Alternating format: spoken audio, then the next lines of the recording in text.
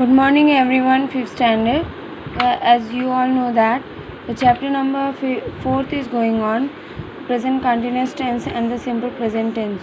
So I had already explained you these both tenses, the definitions, the meaning of these tenses and the formula how we can make the sentences of this type of tenses.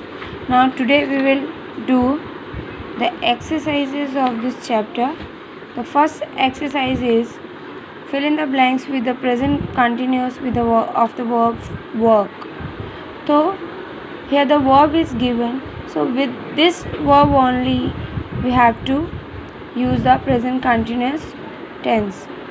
This verb only we have to use in each of these sentences. सिर्फ work को ही use करना है, आपको दूसरा कोई verb use नहीं करना है, ठीक है. So now see, first of all we have to know the formula of present continuous. So what is the formula of present continuous is, I already sent you the formulas of both of these tenses, so you all have to keep them in your mind for always, forever, so that you can do the tenses easily in your further classes also. तो क्या होता है बेटा, आपको अच्छे से करने के लिए, कोई भी मैथ्स करने के लिए, ग्रामर करने के लिए, you all have to feed them in your mind forever. आपको माइंड में उसको उस फार्मूला को बिठाना होता है. आप भूल जाओगे अगर एक बार आपने याद किया, then you forget that. So it means you can't able to do the sums, the exercises, ठीक है.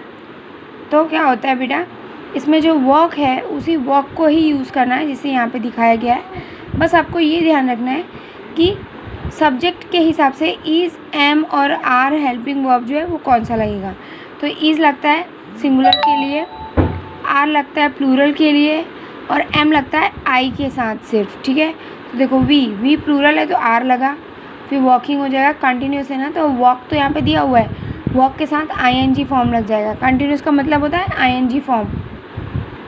किशोर है तो सिंगुलर है तो इज़ लग गया वर्किंग, आई है तो एम लग गया वर्किंग, पद्मा एंड आई तो इसमें दो पर्सन का बताया गया है तो are working. All the peoples यानी कि सारे छात्र तो आर हो गया. यू के साथ भी आर आता है. द क्लॉक, एक ही क्लॉक के बारे में बात की तो इज़ आ गया, ठीक है. Okay, next exercise is complete these sentences using these verbs in the present continuous tense. The verbs are given in this box, so you all have to use these verbs only. Don't use your own verbs, ठीक है. Try to understand this. क्या होता है, कभी कभी बच्चे अपना ही कुछ लगा देते हैं, कुछ यूज़ कर लेते हैं, लेकिन जो verbs यहाँ पे दिए हुए हैं प्रॉपर किस में फिट बैठेगा, कौन सा in which sentence the which verb is going to fit with that sentence, that you should know. आपको पता होना चाहिए. तो वो आपको पता तब चलेगा जब आपको रीडिंग आती होगी प्रॉपर, समझना आता होगा proper. So you first thing is that you all have to practise for reading every day, ठीक है. And the second thing is that you all have to practise for your good handwriting every day, ठीक है. So these both things are very important. The first priority to understand the English or any subject which is in English language like math, science, social, etc. Understood? Okay, so fine, let's do it.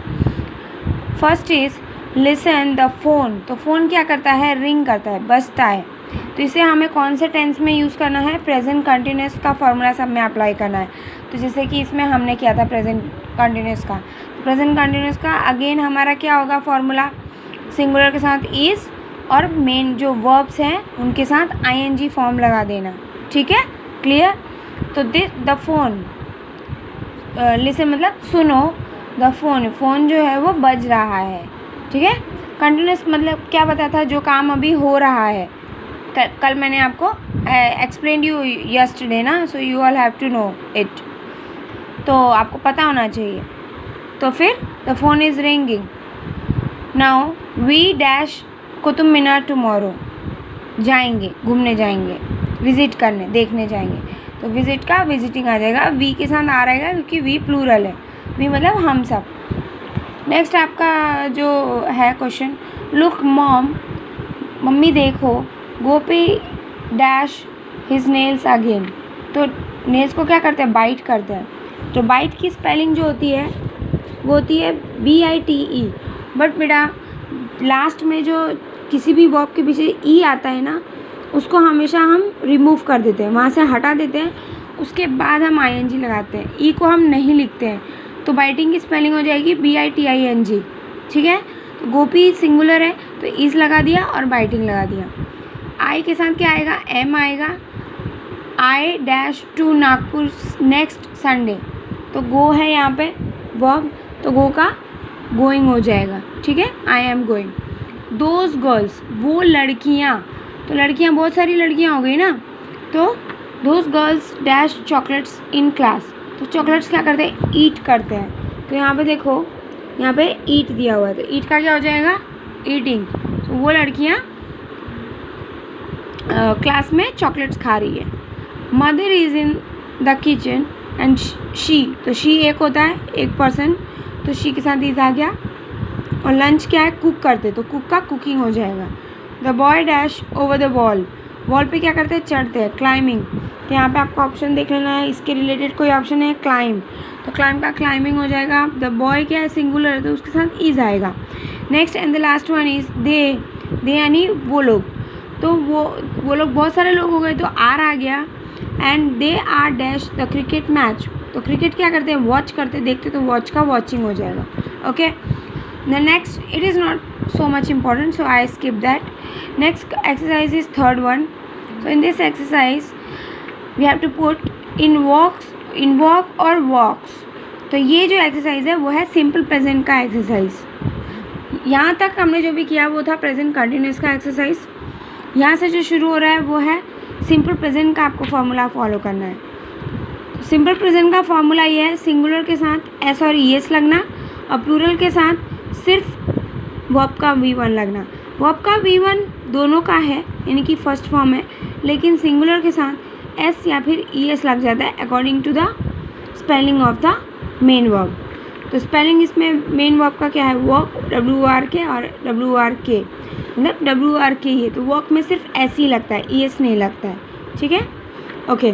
तो she क्या है, singular है, तो singular के साथ कौन सा लगेगा, S वाला। आपको सिर्फ ये ध्यान रखना है, सिंगुलर होगा तो S वाला लगेगा, प्लूरल होगा तो आपको सिर्फ ये वाला लगेगा, वॉक, V1 लगेगा। ठीक है, विदाउट S, यानी कि S के बिना। तो शी के साथ वॉक्स, यू जो है वो प्लूरल में आता है तो उसके लिए वॉक, आई जो है वो भी प्लूरल में आता है तो उसके लिए वॉक, माई ब्रदर मेरा भाई, तो एक ही भाई के बारे में बात की जा रही है तो वॉक्स, टॉम एंड आई दो लोग हो गए तो प्लूरल हो गया तो वॉक। इसी तरीके से आपको ये सब भी करना है बेटा, you have to understand. Next है पुट इन डोंट और डजंट, तो इसमें भी वही फॉर्मूला है जो हमने इसमें अप्लाई किया। आपको सिंगुलर के साथ, जैसा मैंने वो एस वाला बताया ना, तो इसमें देखो डू और डज, तो कौन सा ES इसमें है, तो सिंगुलर के साथ डज आएगा और प्लूरल के साथ डू आएगा। नॉट और नॉट तो उसमें ऐड किया हुआ है तो आपको लगा ही देना है। ठीक है, क्योंकि ये सब नेगेटिव सेंटेंसेस हो गए। ठीक है, उसमें आपको ज़्यादा ध्यान नहीं देना है, आपको सिर्फ ये ध्यान देना है कि डू और डज किसके साथ आएगा। तो डज आता है सिंगुलर के साथ और डू आता है प्लूरल के साथ। फॉर एग्जांपल ही, तो ही सिंगुलर है तो उसके साथ डज आया। ठीक है, नॉट तो लगाना ही क्योंकि ये पूरा लिखना है ना हमें, इसलिए। शी अगेन डज नॉट आएगा। आई प्लूरल में आता है तो डू नॉट आएगा, डू आता है। यू प्लूरल में आता है तो डू आया। दिस शर्ट, एक शर्ट के बारे में बात की जा रही है तो डज आया। दीज शूज़, बहुत सारे जूते हैं तो डू आएगा। ठीक है, अब इसमें भी सेम टू सेम हमारा है, बस इसमें नॉट नहीं लगा है। ठीक है, तो यहाँ पे डज और डू लगाने के लिए आपको यहाँ पे देखना है, ये सब्जेक्ट्स हैं। सब्जेक्ट्स क्या है,